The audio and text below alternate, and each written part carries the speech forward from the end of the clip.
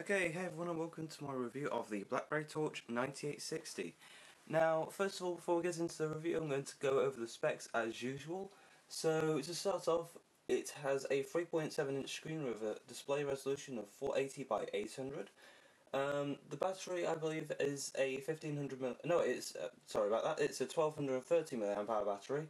The CPU is clocked at 1.2 GHz. It has a built-in storage of 4 GB, and the review units at least came with an 8 GB micro SD card as well. So I'm not sure if that's going to be the same with the retail version, but with the review unit it came with an 8 GB micro SD card as well.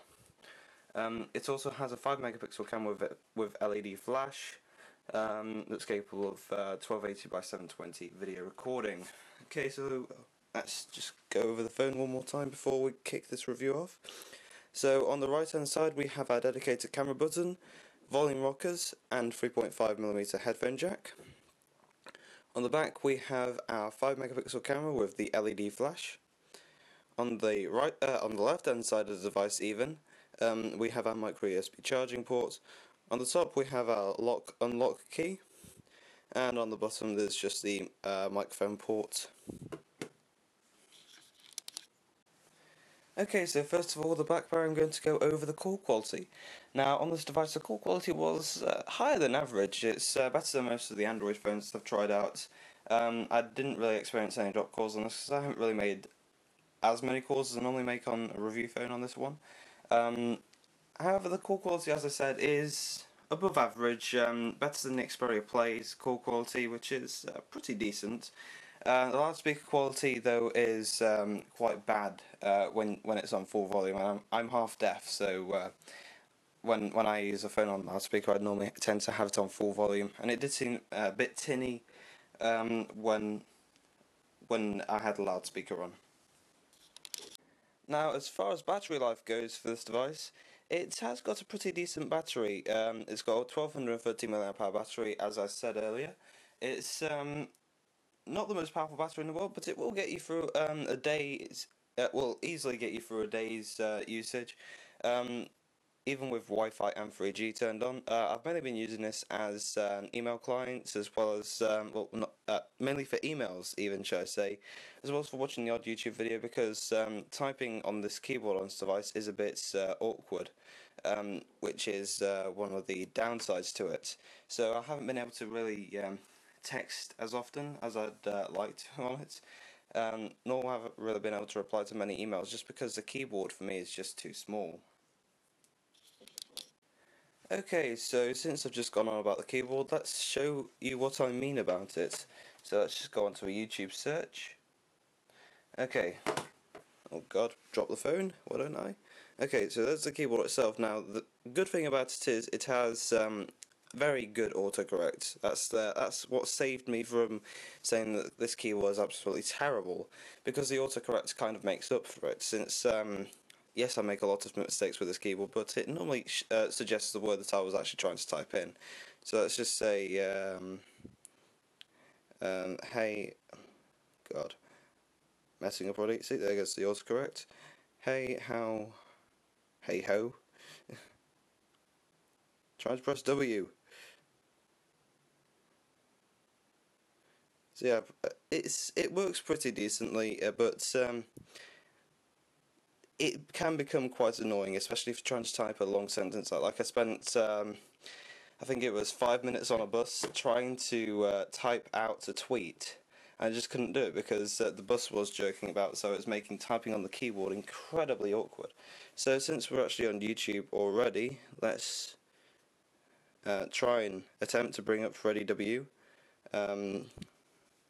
And we will show you what the video and sound quality is like with one of his videos as always. So let's go for first person shooter, rotate it to landscape,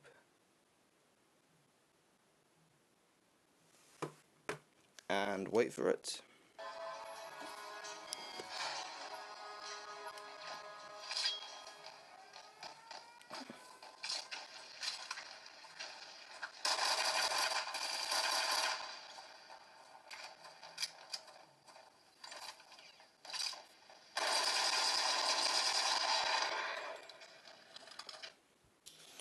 As you can see, the video and audio quality on it are pretty damn good. It is a bit slow at loading when you're off of Wi-Fi. That's probably just down to Vodafone's network, but yeah, it's not really one to watch YouTube videos on when you're not on Wi-Fi. Let's just put it that way.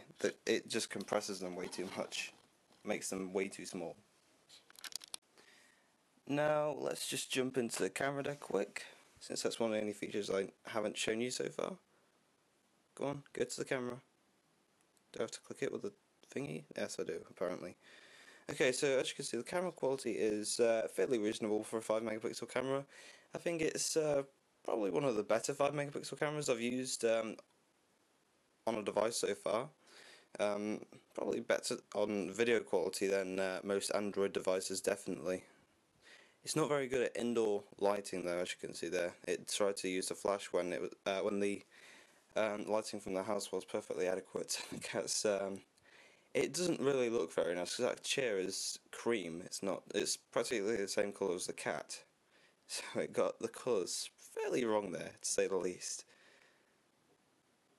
But yeah, those photos will be at the end of this video, and they will also be on Flickr as well, so you can have a look at them there. Just so you can see them in their full quality. Now, as I said when I unboxed this phone, this is my first BlackBerry, and it's possibly going to be the last BlackBerry that I use, unless they change the operating system, because I'm really not a fan of it. I mean, it's got an amazing lack of apps, in my opinion. I mean, I went through the app world, and I couldn't find anything of interest. Absolutely nothing. And the ones that I could find just seemed to be absolutely terrible. This is one of the only games that I managed to find on it. I don't know if this is just because I didn't really look hard enough. I spent about a good half hour looking through apps, but I couldn't really find anything. So I'm not a fan of the BlackBerry operating system. I mean, if they changed that the operating system on the phones to an operating system that's similar to the BlackBerry Playbook, then I'd hugely support it, because I love the operating system on that device. I mean, it's brilliant. It's really intuitive. It's really nice and easy to use.